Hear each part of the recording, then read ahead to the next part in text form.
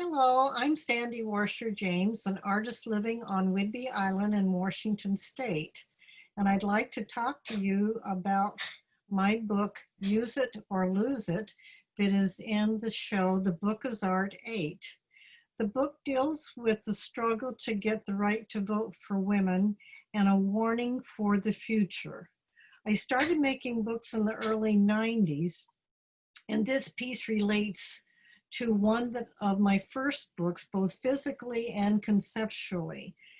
Uh, I was told when I started making the books that I needed to either do slipcases or boxes for them, and I decided on boxes. So over the years, the boxes have become an integral part of the piece, and I'd like to show you, to start with, the box for this piece that has the title on the outside and one of the buttons from the struggle to get the right to vote that says Votes for Women.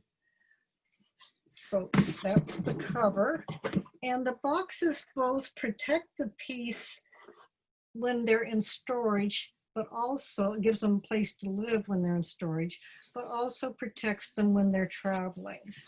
Here's the inside of the piece, and it shows the book in its area, and that is a part that slips out, and you can see how it sits in there, and it has a Velcro tie across it that keeps it in place, because obviously when things are traveling, you can't count on them staying upright like you put it in the box gets rolled all around.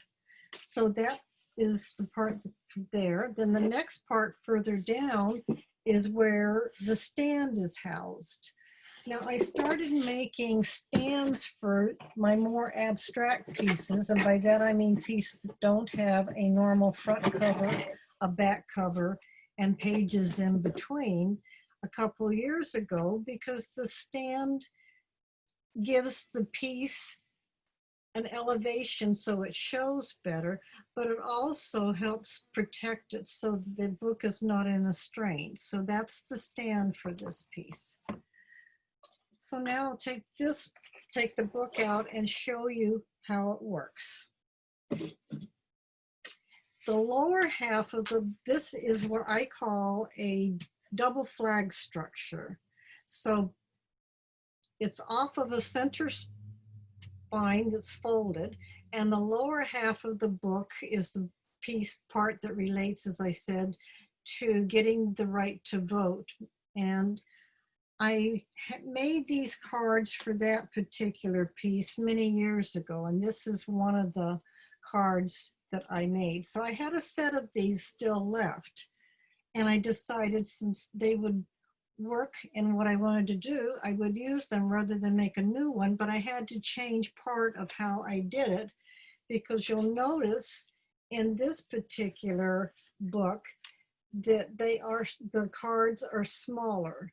So I had to cut them down so that you would just see the portion that has the stamp of the woman.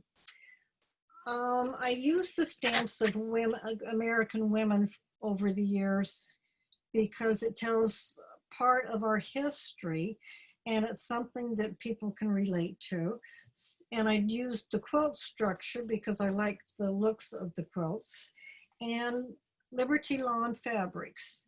The Liberty Lawn fabrics I've used because I love the clarity and the beauty of the design. So the blocks were made with the stamp of the American woman and the Liberty Lawn fabrics.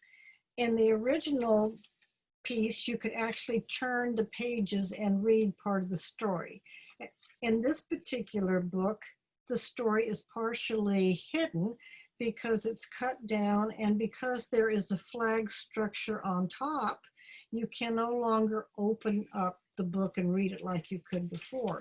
But what you can do is open the whole piece up, and when you do, you see the lovely quilt with the stamps of the women and some of the part of the block. So that's the lower portion that tells getting the right to vote. And what that does is create a lovely structure at the bottom like this.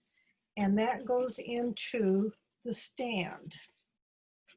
So when it goes into the stand, you can see, and it creates, I think, a really beautiful look when you're looking through it. The upper portion of the book, the book that's on top, has the women figures, and the figures of the women are in two different positions, one with their hands up all the way and one with their hands partially up. And they're carrying the stamps, the buttons that say votes for women.